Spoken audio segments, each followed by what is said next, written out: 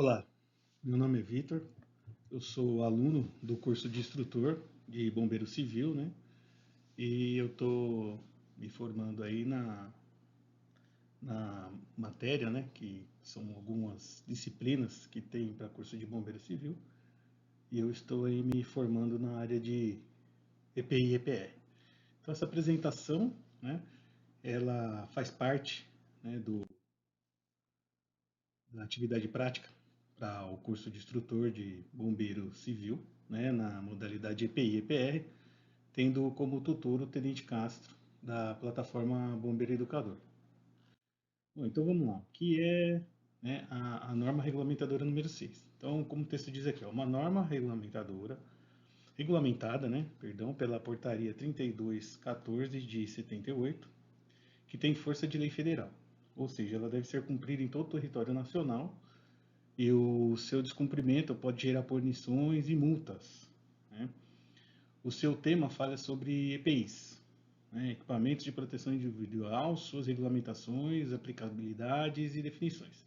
Então, a NR6 ele é a norma regulamentadora do Ministério do Trabalho e Emprego, né, que fala sobre o assunto EPI. Nós temos aí uma gama de normas, né, desde a NR1 até hoje a NR38, né, que é a norma mais recente, e temos várias outras normas. Essa especificamente fala sobre EPI. Tá? Bom, sanções para empresas que não cumprem a NR6. Né? As empresas que não atendem ou não atenderem aos requisitos da NR6 podem sofrer multas, indenizações aos trabalhadores, redução da produtividade, suspensão temporária ou definitiva do exercício das atividades. Então, o que acontece? Né? A NR6, por ela ser uma lei, né, ela é obrigatória para todas as empresas que admitem trabalhadores como empregados, né, regidos pela CLT.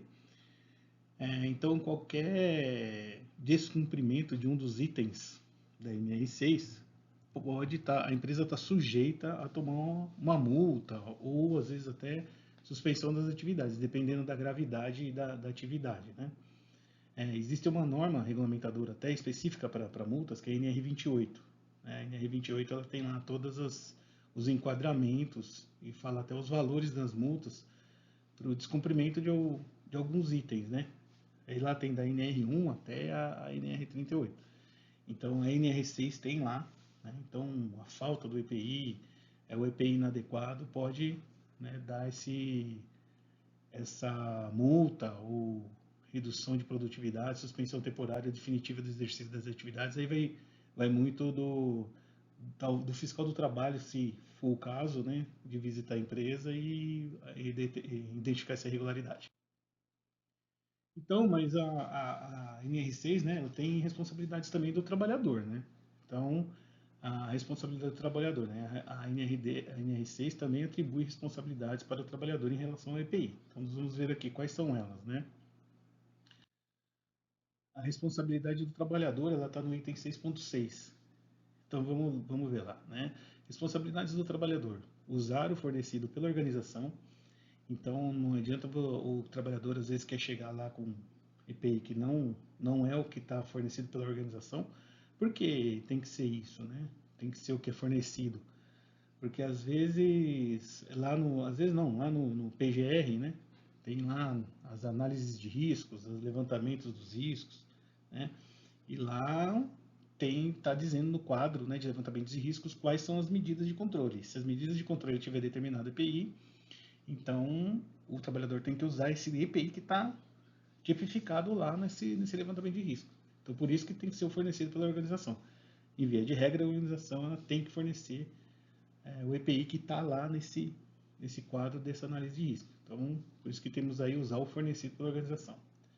Responsabilizar-se pela limpeza, guarda e conservação. Então, é obrigação do trabalhador manter o seu EPI limpo, ou o bombeiro civil, né? Você que é bombeiro civil que vai trabalhar na empresa, você vai ser regido pela CLT.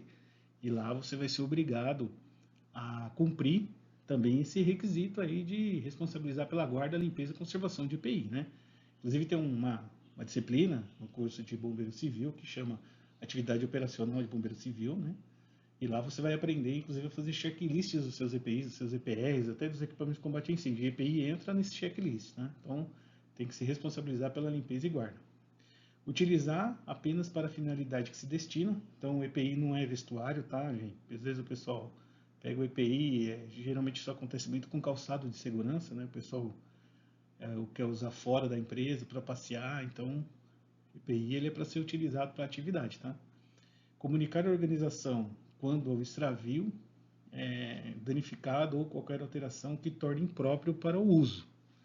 Então, se o seu EPI tiver algum problema, você que é bombeiro civil, às vezes durante a sua atividade pode ter algum problema com o seu calçado, ou com o seu fardamento, ou com o seu capacete, com óculos de segurança, com luva, você tem que informar o empregador, tá? E cumprir as determinações da organização sobre o uso adequado. Então, é aquilo que eu falei, né, do levantamento de riscos. Então, você tem lá o uso adequado para você usar o seu EPI. Então, exemplo, né? Um exemplo disso aí, você usar uma bota que não pode molhar, que não é impermeável, você usa essa bota no meio alagado. E isso pode causar um problema e você ser responsabilizado por isso, tá? Então, aqui temos alguns EPIs utilizados na atividade de bombeiro civil, né? Então, nós temos o balaclava, nós temos botas de combate a incêndio, nós temos capacete, né? É, para diferentes situações, né? Capacetes de segurança. E aí nós temos também alguns equipamentos de proteção, né? Equipamento de proteção respiratória, EPR, que nós vamos falar mais para frente, calça e blusão para combate a incêndio. É uma coisa que eu gosto de lembrar, né, e frisar sempre, é que qualquer EPI, para ser considerado EPI pela lei, ele tem que ter o número do CA, tá? Certificado de aprovação. Então, você que é bombeiro civil, quando você for exercer sua atividade de bombeiro civil, você tem que ter ali o seu EPI e você confere sempre se ele tem um número de CA, tá? Que esse número de CA é o certificado de aprovação pelo Ministério do Trabalho.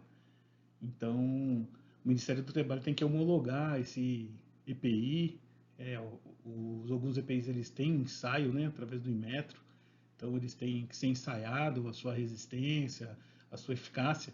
Então, por isso que EPI, né, a gente na área de segurança do trabalho, né, que eu sou técnico de segurança do trabalho também, eu costumo dizer que o EPI só é EPI se ele tem CA. Você pode trazer uma bota muito bonita, importada, mas se ela não tem o certificado de aprovação, o CA ela não pode ser considerada EPI, tá bom? Então tem sempre que atentar a isso. Então lembre-se, né? Você que é bombeiro civil, né? Fornecimento dos EPIs, a sua atividade é de responsabilidade do empregador, uma vez que você é um profissional contratado no regime de CLT, né, amparado também pela portaria 3214 de 78, a NR6. Então você tem dever de utilizá-lo também com orientação do fabricante e conservá-lo adequadamente.